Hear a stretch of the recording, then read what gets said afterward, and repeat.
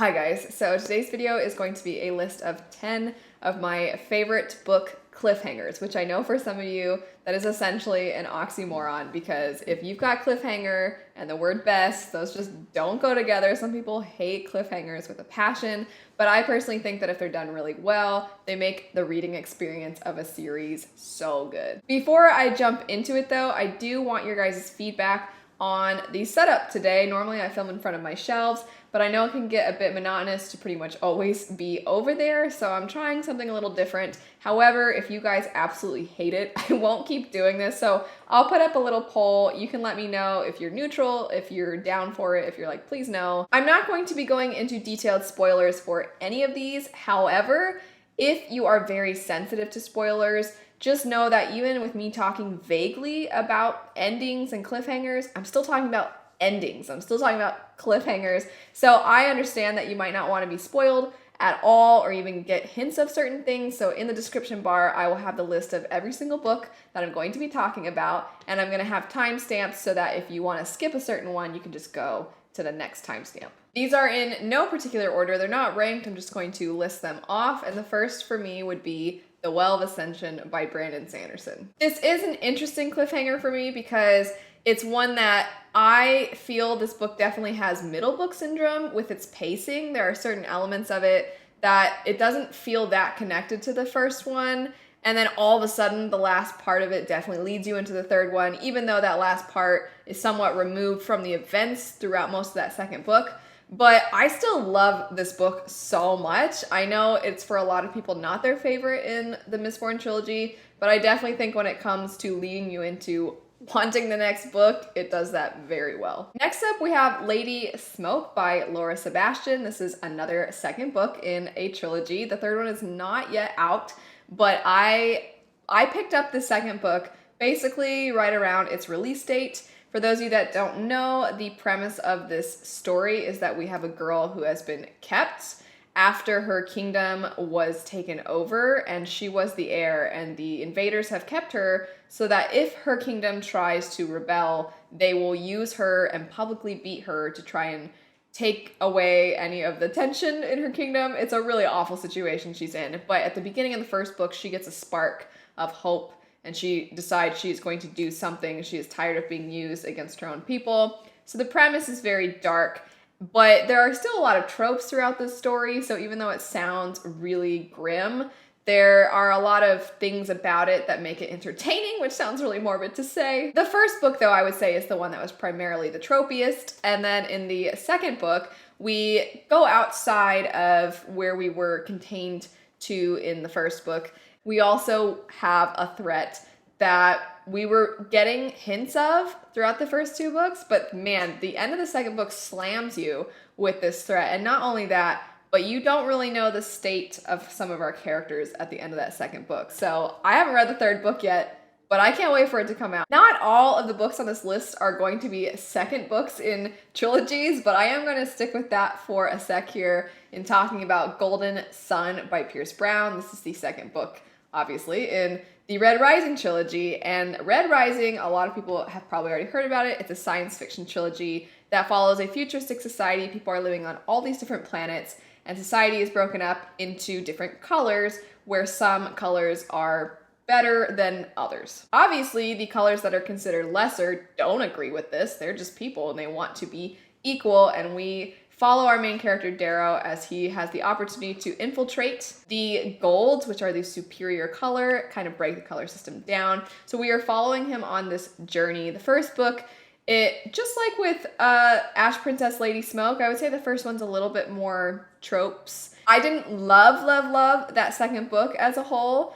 but the ending was phenomenal. Switching to a first book in a duology, that would be Strange the Dreamer by Laini Taylor. And I think that this one is different from the others in that obviously it's not a middle book, and it's not exactly the story, of course it's leading us into the conclusion. It's not really like that. It had the potential to almost be a standalone or at least a somewhat self-contained first entry. And instead, she just cut that story in half and she was like, here's the first half. Okay, here's the second half. Essentially, it is the epitome of cliffhangers. It just feels like you walked off a cliff. That's exactly what cliffhangers often do, and this one, that is very true for. This story follows a man named Laszlo Strange who has the opportunity to find out if this land that everybody believes is just a myth. Well, he has the opportunity to find out if it's real. And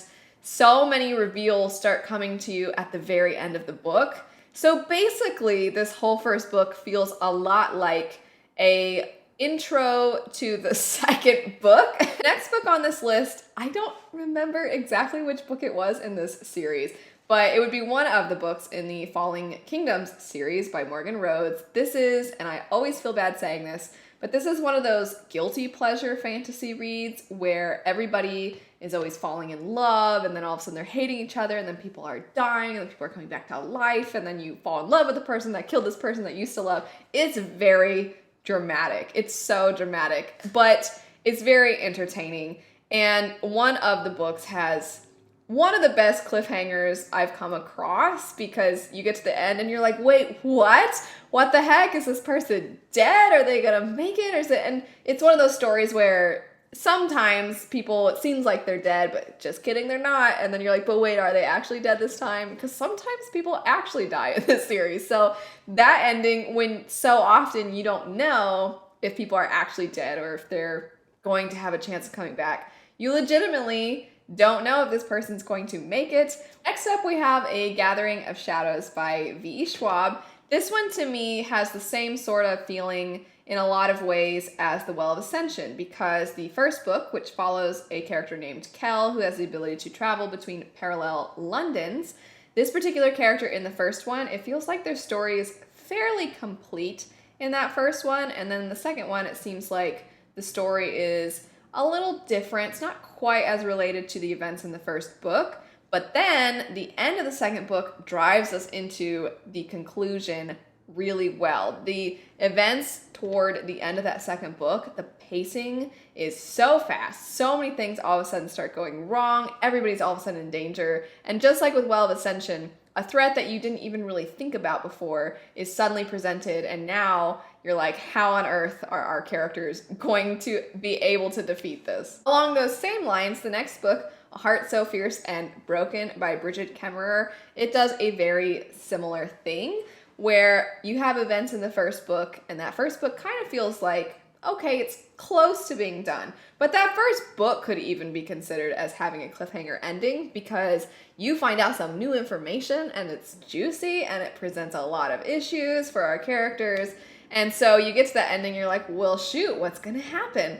Then you pick up the second book and you're reading, and then all of a sudden you get to the end and you're like, well, shoot, what's gonna happen? Next two books are both second books in a series, and one of them would be Thunderhead by Neil Shusterman. This particular book, it doesn't have the same kind of a cliffhanger ending as the other ones. In fact, when I was reading it, so many things go down at the end of the book, and they just go down. It's not like you don't know, well, wait, what's gonna happen? Like somebody's in danger and then the threat, it's cut off right before you see the consequences of that. I mean, you see things go down and you're like, okay, now what? And then there's a little bit at the end, and the events at the end are so, they so clearly, Neil Shusterman was plotting ahead when he was doing this. He has laid so many little things here and there, and then you get this, and the culmination of all these things together, and you're like, oh my gosh. I also have The Queen of Nothing. This is the second book in the Folk of the Air series. We have a girl who is a human living among Fae who are immortal, and she is very much looked down upon for being mortal. The amount of scheming in that second book is so good, and what's fantastic is, since the Fae can't lie, they are always saying things in sneaky ways where you're like, wait a second, they didn't lie, but they could be also meaning this. And you get to the ending and there's some really intense trickery going on, and it was so good because you're like, darn it, because you feel like you got tricked too. Next up, we have a first book in a series that would be Shadow of the Fox by Julie Kagawa. And in this book, we follow two main characters. One is this really sweet shapeshifter, mischievous but naive girl named Yumeko, and then the other character is named Tatsumi. He is this kind of brooding samurai type character. It's a bit of a traveling story, and you're following these characters as they have a certain mission that they are trying to get to. And the ending was one of those endings where it's like how a lot of second books go, where all of a sudden some stuff goes down at the end and you're like, oh my gosh, our characters that I've come to love, oh no. And then you get to that ending and you don't know what's going to happen with them. And so it instantly makes you want to pick up the second one. That is it for my list of 10 great cliffhangers. Let me know what some of your favorite cliffhangers are, and throughout this video I tried really hard to not give away spoilers, but if you want to talk spoilers, just say spoilers, and then you can talk about whatever book it is or books that you're wanting to chat spoilers for. Thanks so much for watching though. I hope you all have a great rest of your day, and I'll see you later.